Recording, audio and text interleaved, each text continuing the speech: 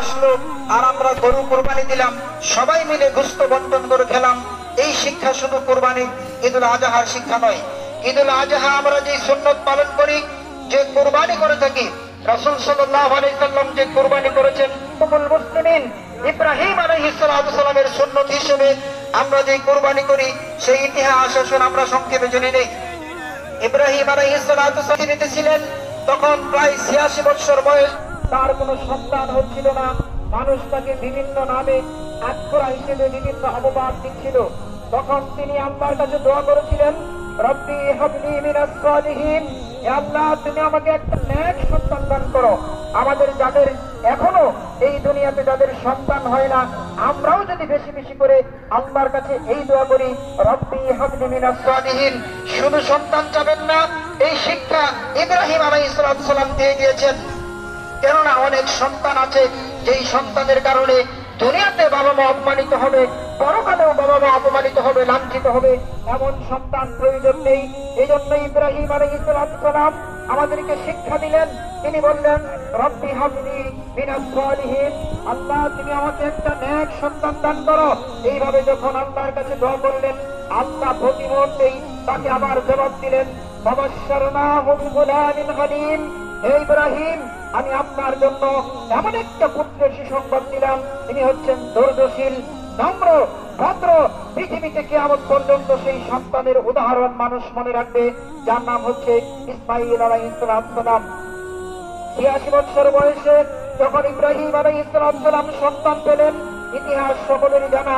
এই সন্তান জন্মগ্রহণ করার পর আবার আল্লাহ তাকে হুকুম করলেন, এই সন্তানকে সেই বাইতুল্লাহর পাশে বনবাসে রেখে আসতে হবে, যেখানে কোনো মানুষ নেই, যেখানে কোনো পাখি নেই, যেখানে কোনো কিচ্ছু নেই, কোনো খাবার নেই। ইমানের যত পরীক্ষা ইব্রাহিম নবী দিয়েছেন, আর কোন নবী এত পরীক্ষা ইমানের জন্য দেয়নি। এই জন্য মিল্লাতে আবিকুম ইব্রাহিম বলা হয়। ইব্রাহিম আলাইহিস সালামকে আল্লাহ সবচেয়ে বেশি কঠিন কঠিন পরীক্ষা দিয়েছেন।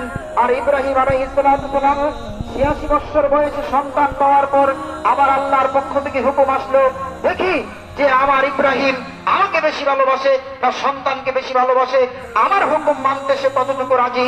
ইব্রাহিম আলাইহিস সালাম সেই সন্তানকে বাইতুল্লাহর পাশে রেখে গেলেন। অনেক লম্বা ঘটনা আপনাদের সকলেরই জানা।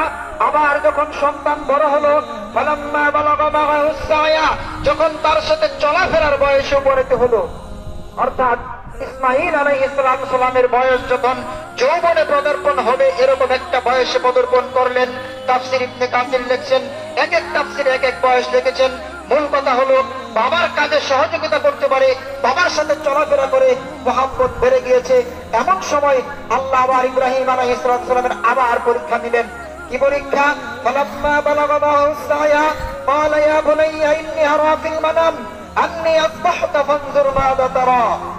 ইব্রাহিম আলাইহিস সালামকে আল্লাহ স্বপ্নে দেখালেন তার সন্তানকে জবেহ করার জন্য। এখানে সারা জীবন শুনে এসেছেন আপনারা, তাফসিরে মিথ্যার নামে তাফসির চলছে যে রাসূল ইব্রাহিম আলাইহিস সালামকে বলা হয়েছে তোমার প্রিয় বস্তু কুরবানি করো। ৩ দিন ৩০০ উট কুরবানি করেছিলেন ইব্রাহিম আলাইহিস সালাম। এই তাফসির মিথ্যে। যার বাড়িতে খাবার জোটে না, কোনো কিছুই নেই, অসহায় দরিদ্র মানুষ, তার বাড়িতে ৩ দিন ৩০০ উট আসলো কিভাবে? একটু বিবেককে প্রশ্ন করলে পাবেন তাফসির সত্য না মিথ্যে। আল্লাহ সরাসরি বললেন, আন্নী আযবাহুকা ফানজুর মাযা তারা ক্বালা ইয়া আবাতি ফাআল মা তু'মার সাতাজিদুনি ইনশাআল্লাহু মিনাস সাবিরিন। ইব্রাহিম আলাইহিস সালাম সরাসরি তার সন্তানকে বললেন, হে আমার কলিজার টুকরা সন্তান, আল্লাহর পক্ষ থেকে হুকুম হয়েছে, আমি স্বপ্নে দেখেছি আমি তোমাকে জবেহ করছি, এখানে তোমার মতামত কি? কেমন সন্তান আল্লাহ তাকে দিয়েছিলেন, যেই সন্তানের সাথে কিয়ামত পর্যন্ত কোন মানুষের, কোন সন্তানের এই ধৈর্যশীলের সাথে উদাহরণ হবে না। তিনি বললেন, ক্বালা ইয়া আবাতি ফাআল মা তু'মার সাতাজিদুনি ইনশাআল্লাহু মিনাস সাবিরিন। হে আমার পিতা ইব্রাহিম, আল্লাহর পক্ষ থেকে আপনাকে যে আদেশ করা হয়েছে, আপনি সে আদেশ পালন করার জন্য প্রস্তুতি গ্রহণ করুন। ইনশাআল্লাহু মিনাস সাবিরিন, আশা করা যায় আপনি আমাকে ধৈর্যশীলদের অন্তর্ভুক্ত পাবেন। সুবহানাল্লাহ। সরাসরি সে কথা বলেন নাই যে আমি ধৈর্যশীল, সে বলছেন ধৈর্যশীলদের অন্তর্ভুক্ত, অর্থাৎ এর আগেও দূরদর্শীল মানুষ ছিল, এর পরেও থাকবে। যারা দূরদর্শীল হয়ে দুনিয়া থেকে জান্নাতের সার্টিফিকেট কামাই করে চলে গেছেন, এরকম মানুষ আছে। আবার কিয়ামত পর্যন্ত দূরদর্শীল মানুষ থাকবে। আল্লাহ বলছেন দূরদর্শীলদের সাথে আল্লাহ থাকেন। এই জন্য তিনি বলছেন ইনশাআল্লাহু মিনাস সাবিরিন, হে আমার পিতা, আপনি আপনার আদেশ বাস্তবায়ন করুন, আপনি আমাকে দূরদর্শীলদের অন্তর্ভুক্ত পাবেন। দেখুন, আজকালের সন্তান হলে বাবা যদি সন্তানকে জবাহ করতে চাইতো, কোন সন্তান কিন্তু রাজি হতো না। এরকম ভালো মানুষ আমরা হতে পারিনি। কিন্তু কেমন সন্তান আল্লাহ তাকে দান করলেন, বাবা জবাহ করবে, তারপরেও সে বাবার আনুগত্য স্বীকার করেছে। এখানে যুবকদের শিক্ষা নেওয়া দরকার, এখানে আমাদের শিক্ষা নেওয়া দরকার। বাবার হুকুম কি করে মানতে হয়। আল্লাহ রাসূল সাল্লাল্লাহু আলাইহি সাল্লাম বলছেন, বাবা মা যদি এমন কোন আদেশ করে যে আদেশ শরীয়ত সম্মত, সেটা পালন করতে যদি সন্তানের মৃত্যু হয়ে যায়, সন্তানের জীবনও চলে যায়, তারপরেও বাবা মার আদেশ পালন করতে হবে সন্তানকে। এই হচ্ছে বাবা মার মর্যাদা। আপনি ইসমাইল আলাইহিস সালামের কাছ থেকে একটু শিক্ষা গ্রহণ করুন। যে ইসমাইলকে জবাহ করার জন্য ইব্রাহিম আলাইহিস সালাম প্রস্তুতি নিচ্ছে, তিনি বলছেন ইনশাআল্লাহু মিনাস সাবিরিন, আপনি আমাদের ধৈর্যশীলদের মধ্যে পাবেন। এবার পিতা পুত্র দুইজনই যখন মিনার প্রান্তরে কুরবানি হওয়ার জন্য প্রস্তুতি গ্রহণ করলেন, আল্লাহ সুবহানাহু ওয়া তাআলা উপর থেকে ঘটনা পর্যবেক্ষণ করছেন। কারণ এমন কোন জায়গা নেই যেখানে আল্লাহ খবর রাখেন না, আল্লাহ সব কিছুর খবর রাখেন। দেখেন, শুনেন, জানেন। আল্লাহ আকাশ থেকে দেখছেন যে দেখি আমার নবী ইব্রাহিম আমাকে বেশি ভালোবাসে না তার সন্তানকে বেশি ভালোবাসে। এবার পিতা পুত্র যখন উভয়ে ফালাম্মা আসলামা ওয়া তাল্লাহু লিল জাবিন, যখন আনুগত্য প্রকাশ করে কুরবানির জন্য প্রস্তুত হয়ে গেল, সন্তান বাবাকে বলছে, বাবা আপনি আমাকে অনেক ভালোবাসেন, অনেক আদর করেন, সুতরাং আপনি যখন আমাকে জবাহ করবেন আমাকে উপর করে শুয়ে দিবেন। কেননা যদি চিৎ করে শোয়ানো হয়, আমার চেহারা দেখলে আপনার অন্তরে মায়া জেগে উঠতে পারে, ভালোবাসা জেগে উঠতে পারে, যে কারণে আপনি আমাকে জবাহ করতে পারবেন না, আপনি আল্লাহর হুকুম মান্য করতে পারবেন না। এই দয়া মায়া ভালোবাসা যেন আপনাকে আল্লাহর এই পরীক্ষা থেকে ফিরিয়ে না রাখে, এই জন্য আপনি আমাকে উপর করে শুয়ে দিবেন। ফালাম্মা আসলামা ওয়া তাল্লাহু লিল জাবিন, যখন পিতা পুত্র এইভাবে আনুগত্য হয়ে শুয়ে গেলেন কুরবানির জন্য, যখন নিয়ে যাচ্ছেন, যেখানে হাজিগণ এখানে জামরায় পাথর মারে, প্রথম জামরার কাছে যখন গেলেন, শয়তান এসে তাকে ধোঁকা দিতে লাগলো, ইব্রাহিম তুমি করছো কি, তোমার কলিজার টুকরা সন্তানকে তুমি জবাহ করছো, এটা কি করে সম্ভব। তখন ইব্রাহিম আলাইহিস সালাম তাকে কঙ্কর মেরেছিলেন। এই জন্য হাজী সাহেবরা কিয়ামত পর্যন্ত সেখানে কঙ্করের নিদর্শন আল্লাহ রেখে দিয়েছেন, তাদেরকে মারতে হবে হজের নিয়ম অনুযায়ী। আবার যখন দ্বিতীয় জামরায় গেলেন, ঠিক একই ঘটনা, দ্বিতীয় জামরায় গেলেন, একই ঘটনা। এইভাবে পাথর মেরে ইব্রাহিম আলাইহিস সালামের স্মৃতি আল্লাহ রেখে দিলেন। আমি জুমার খুতবায় বলেছিলাম, হজের যত নিয়ম কানুন আছে, হজের যত আনুষ্ঠানিকতা আছে, সব ইব্রাহিম আলাইহিস সালামের স্মৃতি, অন্য কোন নবীর স্মৃতি নয়। সব স্মৃতি জড়িত আছে ইব্রাহিম আলাইহিস সালামের সাথে। ইব্রাহিম আলাইহিস সালাম ইসমাইলকে যখন এইভাবে জবাহ করার জন্য নিচ্ছেন, ওপর করে ফেলে দিচ্ছেন, বারবার ছুরি চালাচ্ছেন, বিসমিল্লাহি আল্লাহু আকবার বলে ছুরি চালাচ্ছেন, কিন্তু ছুরি কাটছে না।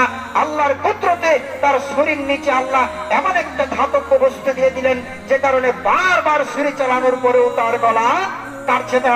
অবশ্য ছুরি এত ধার, ছুরি এত ধার, এই জন্য রাসূল সাল্লাল্লাহু আলাইহি সাল্লাম বলছেন, তোমরা যখন কুরবানির পশু জবাই করবে, ছুরিকে ভালোভাবে ধারালো করবে, যেন পশুর কষ্ট কম হয়। ভোতা ছুরি দিয়ে কোন রকমে পশু জবাই করার চেষ্টা করবেন না, ধারালো ছুরি দিয়ে পশু জবাই করবেন। এবার ইব্রাহিম আলাইহিস সালাম এবং ইসমাইল আলাইহিস সালাম ফালাম্মা আসলামা ওয়া তাল্লাহু লিল জাবিন, যখন আনুগত্য প্রকাশ করলেন, জবাহ করার জন্য একেবারে উপর করে শুয়ে দিলেন। হাদিসের ভাষায় বোঝা যায় চাপা কাত করে মাটির সাথে লাগিয়ে শুয়ে দিলেন। এমন সময় আল্লাহ ডাক দিলেন, ওয়ানাদাইনাহু ইয়া ইব্রাহিম কদ সাদ্দাকতার রুইয়া, হে ইব্রাহিম তুমি তো তোমার স্বপ্নকে বাস্তবায়ন করেছো, তুমি পরীক্ষায় উত্তীর্ণ হয়েছো। আমি ঈমানদারদেরকে এইভাবেই পরীক্ষা করে থাকি। আমি চাই না তোমার সন্তান কুরবানি হোক। আল্লাহ সুবহানাহু ওয়া তাআলা ওয়াফাদাইনাহু বিযিবহিন আযীম, সেখানে একটি পশু দিয়ে দিলেন, সেই পশু কুরবানি হয়ে গেল। আর সেই সন্তানের পরিবর্তিতে পশু কুরবানি করে আজও সেই সুন্নাত চালু আছে। একটু চিন্তা করুন, আপনি আমি আমার সন্তানকে কত ভালোবাসি, আপনার সন্তানকে কত ভালোবাসেন। সন্তানকে জবাই করার যে কত মায়া মমতা, কত কষ্ট কষ্ট, এতটুকু ত্যাগ স্বীকার করে আপনাকে পশু জবাই করতে হবে, তাহলে আপনার কুরবানি আল্লাহর কাছে গ্রহণীয় হবে। আপনি আনন্দ উৎফুল্ল অবস্থায় শুধু কুরবানি জবাই করলেন, হাসি তামাশা করে গান বাজনা বাদ্যযন্ত্র বাজিয়ে ঈদুল আজহা উদযাপন করলেন, এই শিক্ষা কুরবানির শিক্ষা নয়। কুরবানি এসেছে মানুষের অন্তরের পশুত্বকে কুরবানি করে জবাই করে নিজেকে পরিশুদ্ধ করার সময় হচ্ছে কুরবানির সময়। আপনি একটু চিন্তা করবেন, সেই দিন যদি পশু জবাই না হতো, যদি আল্লাহর হুকুমে সন্তান জবাই হয়ে যেত, তাহলে আপনাকে আমাকে আজকে সন্তান জবাই করতে হতো, যেই পরীক্ষায় আপনার আমার মতো ইমানদারের উত্তীর্ণ হওয়া কিছুতেই সম্ভব হতো না। সুতরাং আল্লাহর শুকরিয়া আদায় করুন, আলহামদুলিল্লাহ, আল্লাহ সেই কঠিন পরীক্ষায় আমাদেরকে ফেলেন নাই, আল্লাহ আমাদের জন্য সহজ করে দিয়েছেন, আমাদের জন্য কুরবানির বিধান রেখেছেন। আল্লাহ, আমরা যারা কুরবানি করব, আমরা যেন সেই ইব্রাহিম আলাইহিস সালামের চেতনা নিয়ে, সেই মহব্বত ভালোবাসা নিয়ে কুরবানি করতে পারি। আল্লাহ তুমি তৌফিক দান করো, আল্লাহুম্মা আমিন। রাসূল সাল্লাল্লাহু আলাইহি সাল্লামের জীবনের শেষ যে ভাষণ ছিল বিদায় হজের ভাষণ, যেই বিদায় হজ কুরবানি দিতে হয়, সেই বিদায় হজের ভাষণ আপনাদের সামনে একটু স্মরণ করে দিতে চাই। এই কুরবানির থেকে আপনি কি শিক্ষা নেবেন, আল্লাহ রাসূল কি কি উপদেশ দিয়ে গিয়েছিলেন। আল্লাহ রাসূল সেই দিন বলেছিলেন, জাবালে রহমতে দাঁড়িয়ে মুসল্লিদের উদ্দেশ্যে বলেছিলেন, হে লোক সকল, আজকের থেকে সমাজের যত পাপাচার অন্যায় অপরাধ আছে, যত জুলুম নির্যাতন অত্যাচার আছে, সবকিছুকে আমি পায়ের নিচে পিষ্ট করে দিলাম। আজকের পর থেকে তোমরা কেউ কারো উপর জুলুম করবে না, কেউ কারো উপর অত্যাচার করবে না। ঈদুল আজহা থেকে আপনাকে এই শপথ নিতে হবে, কুরবানি থেকে আপনার এই শপথ নিতে হবে, আল্লাহ আজকের পর থেকে সেই রাসূলের ভাষণ অনুযায়ী আমি কারো উপর অত্যাচার করব না, কারো উপর জুলুম করব না। বিদায় হজের ভাষণে রাসূল সাল্লাল্লাহু আলাইহি সাল্লাম বলেছিলেন, আজকের থেকে সুদ পাতা হারাম করা হলো, সুদকে নিশ্চিহ্ন করে দেওয়া হলো, আর তোমরা সুদ খাবে না, সুদ গ্রহণ করবে না, যেই সুদের টাকা লাগানো আছে সেগুলো মওকুফ করে দিবে। আজকে ঈদুল আজহা থেকে আপনাকে শিক্ষা নিতে হবে, সমাজে যারা এখনো সুদখোর ঘুষখোর আছেন, আপনারা ঈদুল আজহা থেকে শিক্ষা নিতে হবে, জীবনে আর সুদ খাবেন না, কাউকে সুদ দিবেন না। এই হচ্ছে বিদায় হজের ভাষণের শিক্ষা। আরো বিদায় হজের ভাষণে অনেক কথা বলেছেন। রাসূল সাল্লাল্লাহু আলাইহি ওয়াসাল্লাম বলেছেন, আজকের পর থেকে এই সমাজে কারো উপর জুলুম অত্যাচার চলবে না, কারো জমি দখল চলবে না, কারো উপর জুলুম করবে না। একজন মুসলমানের জন্য আরেকজন মুসলমানের রক্তকে হারাম করা হলো, তোমরা মুসলমান ঝগড়ায় লিপ্ত হবে না, মারামারি কাটাকাটিতে লিপ্ত হবে না। সেই ঈদুল আজহা থেকে আমাদেরকে শিক্ষা নিতে হবে। আমরা যেন ঈদুল আজহা থেকে শিক্ষা নেই, আমরা যেন ঝগড়ায়, মারামারি, কাটাকাটি, হত্যায় যেন আমরা অবনত না হই। আল্লাহ তৌফিক দান করুক, আল্লাহুম্মা আমিন। বিদায় হজের ভাষণে রাসূল সাল্লাল্লাহু আলাইহি সাল্লাম বলেছেন, নারীদের উপরে পুরুষদেরকে যেমন কর্তৃত্ব দেওয়া হয়েছে, ঠিক পুরুষদের উপরে নারীদেরও কিছু অধিকার রয়েছে। তোমরা নারীদের উপর জুলুম করবে না, নারীদের উপর অত্যাচার করবে না, তাদের সাধ্যের বাইরে কোনো কাজ চাপিয়ে দিবে না। জীবন্ত কন্যা সন্তানকে ওই সময় মাটিতে পুঁতে ফেলা হতো। এই জন্য আল্লাহ রাসূল বলছেন, আজকের পর থেকে কোন মহিলাদেরকে, কোন কন্যা সন্তানকে আর জবেহ করা হবে না, তাকে হত্যা করা হবে না। এই প্রথাকে আমি হারাম করে দিলাম, নিষেধ করে দিলাম। ঠিক আজও সেই দিন থেকে ইব্রাহিম আলাইহিস সালাম যে নারীদের মর্যাদা দিয়েছিলেন, যেমন আমাদের নবী যেমন নারীদের মর্যাদা দিয়েছিলেন, আমাদের নবীর চাইতে নারীর মর্যাদা আর কেউ দেয় নাই। মা বোনদেরকেও শিক্ষা নিতে হবে। ইসলাম ধর্ম মাদেরকে যত সম্মানিত করেছেন, আর কোন ধর্ম এত সম্মানিত করে নাই। আর মাদের সম্মান রয়েছে স্বামীর আনুগত্যের মাধ্যমে, পর্দাপোষিতার মাধ্যমে, সৎভাবে তার সতীত্বকে হেফাজত করার মাধ্যমে মা বোনদের করে শিক্ষা নিতে হবে। সেই খাদিজার মতো, আয়েশার মতো, ফাতেমার মতো জীবন যাপন করার জন্য আপনারা মন যেদিকে চায় সেদিকে চলাফেরা করিয়েন না, স্বামীর আনুগত্য করিয়েন। কেননা রাসূল সাল্লাল্লাহু আলাইহি সাল্লাম বলছেন, চারটা কাজ করলে নারীরা জান্নাতে যাবে, চারটা কাজ করলে নারীরা জান্নাতে যাবে। মা আপনাকে বলছি, ভালো করে খেয়াল করুন। আল্লাহ নবী বলছেন, 5 ওয়াক্ত সালাত যদি কোনো নারী সঠিকভাবে আদায় করে, 5 ওয়াক্ত সালাত যে আদায় করবে, রমাদান মাসে সিয়াম পালন করবে, তার সতীত্বের হেফাজত করবে এবং স্বামীর আনুগত্য করবে। যেই মহিলা স্বামীর আনুগত্য করবে না, তার কোনো ইবাদত আল্লাহর দরবারে গ্রহণীয় হবে না। স্বামী যদি কোনো স্ত্রীর উপর অসন্তুষ্ট থাকে, সে যতই তাহাজ্জুদ গুজার হোক, যতই দান সত্যওয়ালা হোক, ওই মহিলার দান আল্লাহর কাছে গ্রহণীয় হবে না। সুতরাং মা, আপনাকে বলছি, সেই বিদায় হজের বাসনের কথা স্মরণ করিয়ে দিচ্ছি, আল্লাহ রাসূলের কথা স্মরণ করিয়ে দিচ্ছি। মা, আপনারা স্বামীর আনুগত্য করুন, 5 ওয়াক্ত ফরজ সালাত সঠিক সময়ে আদায় করুন। মা বোনদের সালাত একটু বেচিক টাইমে হয় বেশি। কেন? তারা জামাতে অংশগ্রহণ করে না, তারা বাড়িতে একাই সালাত আদায় করে। এই জন্য যখন মন চাই তখন সালাত আদায় করে। ভক্ত হয়েছে, একটু পরে পড়ি, আরেকটু পরে পড়ি, তাদের সালাতের সময় এদিক সেদিক বেশি হয়।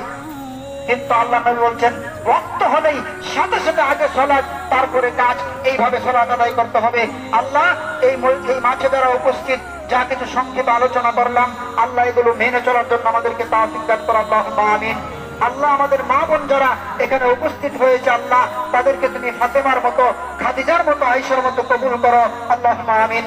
আল্লাহ রাব্বুল আলামিন, আমরা যারা কুরবানি দেওয়ার প্রস্তুতি নিচ্ছি, এই আমাদের কুরবানি যেন ইব্রাহিম আলাইহিস সালামের সুন্নাত হিসেবে আল্লাহকে রাজি খুশি করার জন্য, আল্লাহকে রাজি খুশি করার জন্য কুরবানি দিতে পারি। আল্লাহ বলছেন, লা ইয়ানালাল্লাহু লুহুমুহা ওয়ালা দিমাউহা ওয়ালাকিন ইয়ানালুহুত তাকওয়া মিনকুম।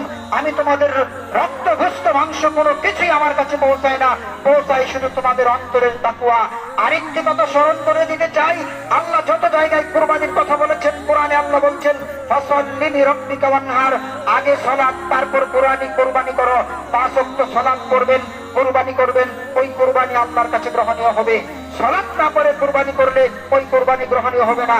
যেমন ঈদের সালাত থেকে আপনি বুঝতে পারেন, ঈদের সালাতের আগে যদি কোনো ব্যক্তি কুরবানি করে, আল্লাহ রাসূল বলছেন ওই কুরবানি বাতিল, ওই কুরবানি বাতিল। ঈদের সালাত শেষ হওয়ার আগে যদি কেউ কুরবানি করে, ঈদের দিনটাইতে ইয়াউমুন নাহার, জবাহ করার দিন, কিন্তু সালাতের আগে জবাহ করলে কুরবানি বাতিল। এখান থেকে আপনাকে শিক্ষা নিতে হবে। আল্লাহ অন্যত্র বলছেন যে তোমরা আগে সালাত কায়েম করো, তারপর কুরবানি করো। কুল ইন্নাস সালাতি ওয়া নুসুকি ওয়া মাহইয়ায়া ওয়া মামাতি লিল্লাহি রাব্বিল আলামিন। ইব্রাহিম আলাইহিস সালাম বলেছেন, হে আল্লাহ, কুল ইন্নাস সালাতি, আমার সালাত, ওয়া নুসুকি ওয়া মাহইয়ায়া ওয়া মামাতি লিল্লাহি রাব্বিল আলামিন, আমার দান সদ্দা, আমার কুরবানি একমাত্র আল্লাহর জন্য। তার জন্য, আল্লাহর জন্য। দুনিয়ার মানুষকে দেখানোর জন্য আমরা কুরবানি করব না।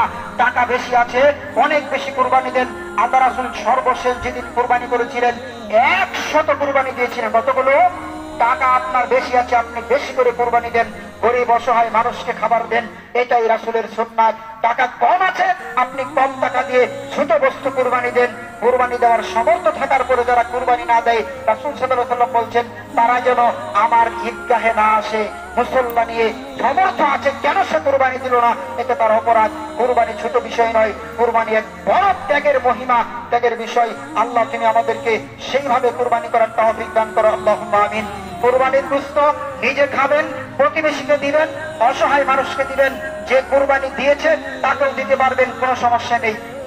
অনেকেই মনে করেছে আমার প্রতিবেশী তো কুরবানি দিয়েছে, তাকে দেওয়ার প্রয়োজন কিনা। কুরবানির গোশত একে অপরকে সবাইকে কি করা যায়?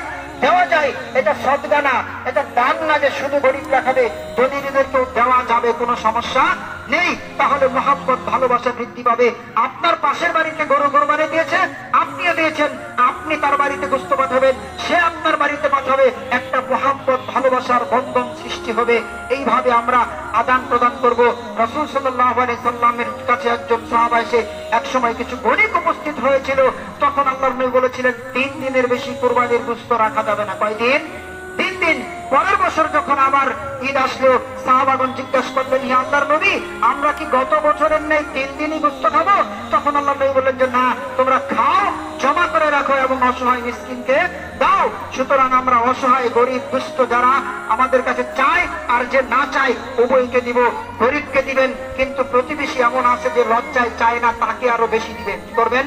এমন মানুষ কিন্তু সমাজে আছে, সামর্থ্য ছিল, আজকে টাকা নেই, দিতে পারে না, এখন মানুষের কাছে চাইতেও পারে না, তাকে আপনি কুরবানির গোশত পৌঁছে দিবেন। আল্লাহ তুমি আমাদেরকে সেইভাবে কুরবানি দেওয়ার তৌফিক দান করো, আল্লাহুম্মা আমিন। খাস করে কুরবানির দিন, ঈদুল আজহার দিন, প্রত্যেক ঈদের দিন দোয়া কবুল হয়। আমরা আল্লাহর কাছে দোয়া করি, আল্লাহ এই মঞ্চে যারা উপস্থিত হয়েছে পুরুষ মহিলা, আমাদের প্রত্যেকের জীবনের সমস্ত গুনাহ তুমি মাফ করে দাও। আল্লাহ রাব্বুল আলামিন বাকি জীবন তোমার হুকুম মতে চলার তৌফিক দান করো। আল্লাহ আমাদের সমাজ থেকে যারা বিদায় নিয়ে অন্ধকার কবরে চলে গেছে, যারা গত ঈদে আমাদের সাথে সালাত আদায় করেছে আজকে নেই, এরকম অনেক মানুষ আছে সামনের কাতারে মুরব্বী বসে থাকতো, আজকে তারা অন্ধকার কবরে চলে গেছে। আল্লাহ তোমার দরবারে ফরিয়াদ জানাই, আল্লাহ তাদের কবরকে তুমি জান্নাতের বাগিচা বানাইয়া দাও।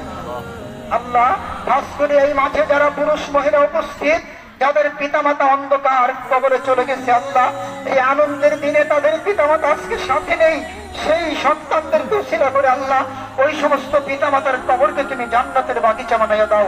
আল্লাহ যে সমস্ত ছোট সন্তানেরা, যুবক ভাইয়েরা ঈদগাহে এসেছে, আল্লাহ তাদের ঈমানকে সে আবু বকর, ওমর, উসমান রাদিয়াল্লাহু তাআলা আনহুর মতো কবুল করো।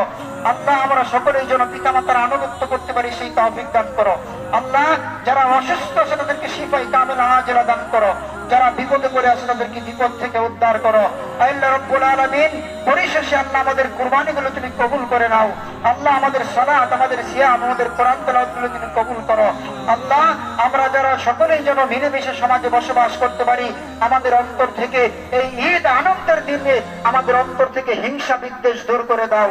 আমরা যেন মিলেমিশে থাকতে পারি, মহব্বত ভালোবাসা নিয়ে সমাজে বসবাস করতে পারি সেই তৌফিক দান করে দাও।